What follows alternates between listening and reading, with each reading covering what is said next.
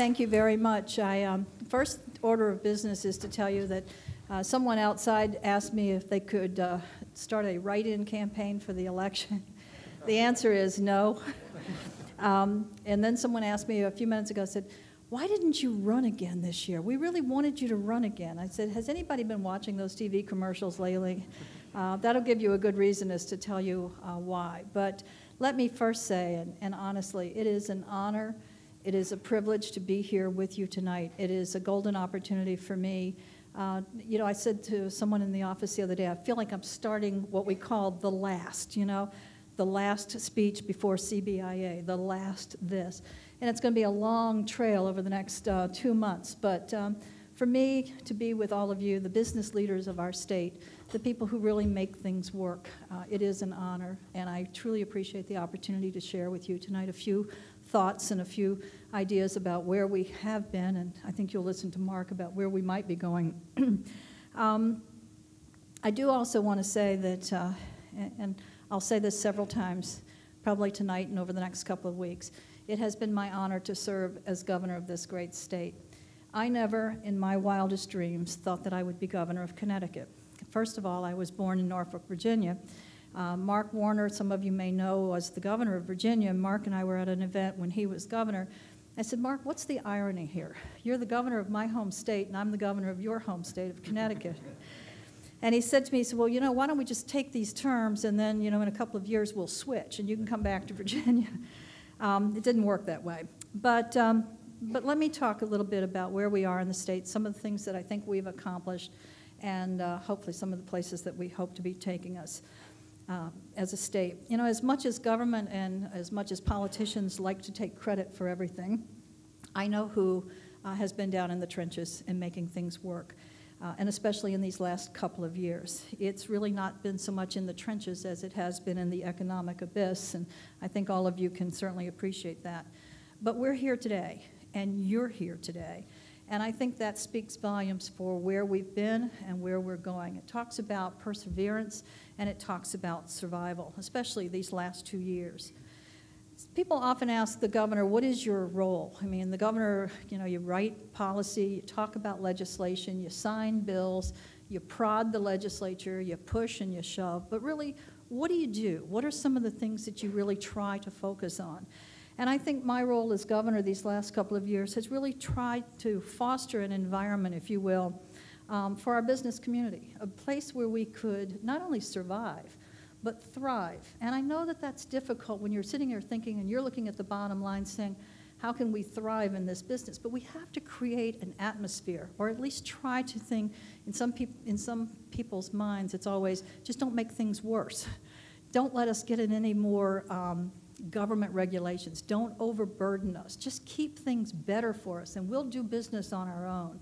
And that's what we've been trying to do, and it is to offer opportunities for new industries in our state, things that we can do in emergent sectors, things like energy and biomedical and healthcare and transportation.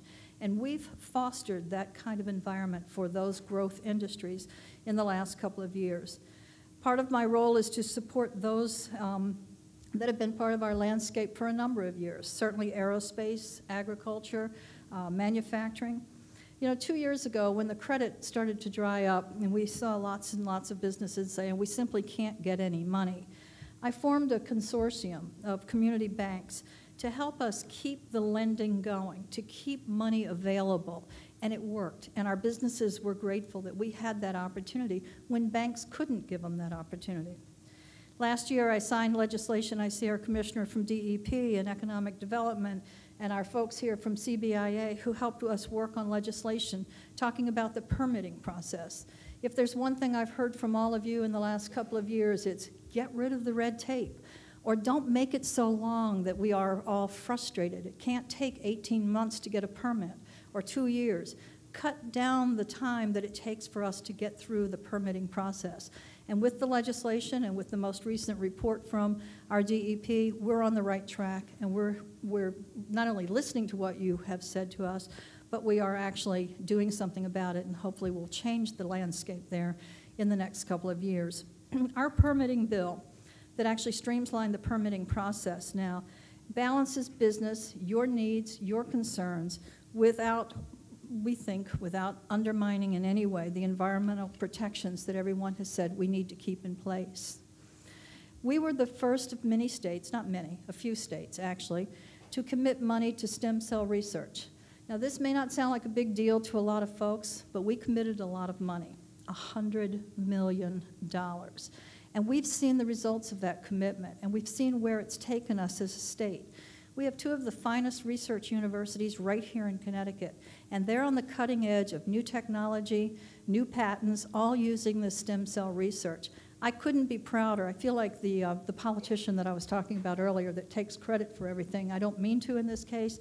The legislature certainly did a great job in that. But I have to tell you, it's a great growth sector for our state, and not only for our state, our economy as well, and for our universities. And on that same note, when you talk about stem cell research, I can't help but brag a little bit about UConn Health Center. This is something that I think all of us have an interest in, making sure that it's headed in the right direction. We have seen that to fruition, well, almost fruition, this year. We will create a vibrant healthcare corridor, linking the hospitals, research, medical supplies, and much, much more. And when this is finally up and running, it's exactly what we've been talking about, focusing on that industry that is a growth sector for Connecticut. There's a lot to be excited about. There's a lot to be concerned about, which you'll hear about, I'm sure, later. But there is also much to be excited about. Yesterday, we did a great announcement with our congressional delegation and with Senator Dodd, talking about the money that we received from the federal government on the announcement of the New Haven to Springfield rail line. Now, some of you have been following this for years. It's been in the works for years. It's one of those things that we keep talking about, planning for, put some state money up, get some federal dollars. Well, now we're really in the point, or at the point, I believe, where we're really getting the ball running, or rolling, and it's not really just about getting from point A to point B. It's about economic development along the way, and this is what it's really all about. Some of you have heard me talk, and others talk about transit-oriented districts. Yesterday, when we were in Meriden and standing at the train station, the Speaker of the House was there, and I said to him, when Secretary LaHood was here back in March or April, and we took this train ride so that we could showcase the New Haven to Hartford to Springfield future. We actually slowed down going through Meriden, and I said, this is the area that I'm talking about. This is what transit-oriented district can be. Look as we slow down here, where they've already cleared an industrial site, where they've taken down an old mall, where we've used economic development and DEP funds to clean up a Superfund site. What are you going to do? You don't want to leave it vacant. We want to encourage growth there. And with the high-speed rail, we will not only create jobs for people who are working on the railroad, literally, but also those who eventually will be part of this economic corridor. And that's what we're looking for all through that whole area from New Haven to Springfield. And on that note, I just wanted to share with you, we received a report today that in the Hartford, New Haven, we are classified as the second smartest area in that region. I'm pretty impressed with that because we have the most people with the most college degrees in that area, and we also have the most institutions of higher learning. So you can see why this is an important link for us when we finally get the Hartford to Springfield line, the New Haven Hartford Springfield line on the way. So we are excited about that. Talk about, not just the economic development, but where are we in Connecticut? Well, we're a world leader when it comes to fuel cell, #1 in promoting energy efficiency. And sorry, California, but our little nutmeg state knows a little bit about growing green jobs. We've done a really good job there, and the EPA has ranked us among the best in purchasing green power. And I see Amy, you guys can't see her from where you are.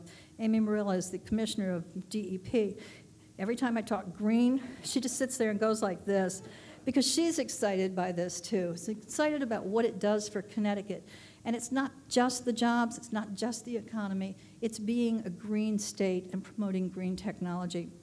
In 2006, I issued what we referred to then as the energy vision for our state. And what I said then was that we set a goal that by 2020, we would have 20% of our energy used or sold in Connecticut from renewable fuels. Well, folks, we're well on our way. We're at 17%. And people said, can you really do that by 2020? We not only can, but we're close to getting to that goal already. And things can only get better.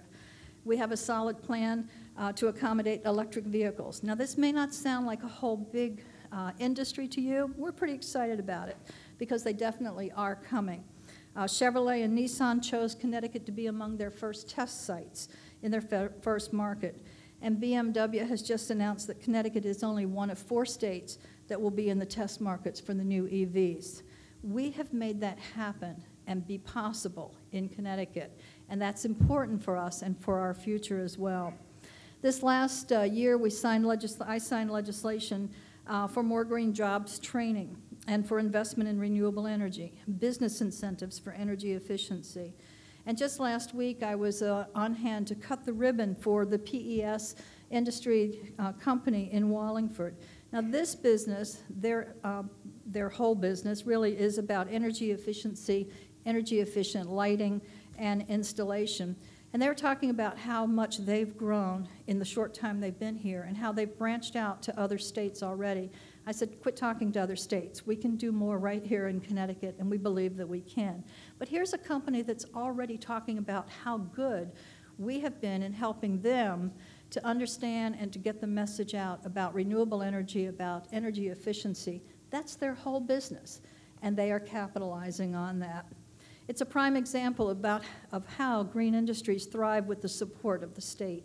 And again, the engineers there, the installers, the office staff, the delivery people, every facet of that business actually touches on green industry. And that's the idea. That's exactly what we've been trying to do. You know, it's the movie, Build It and They Will Come. We'll nurture it and it will grow. And that's what we're seeing here in Connecticut. We've done just that. In Connecticut this year, we are celebrating our 375th anniversary as a state. We tried to take this year and literally pay tribute to those who made our state a great state, the industrialists who created the jobs and the opportunities. You know, the clock making may be gone.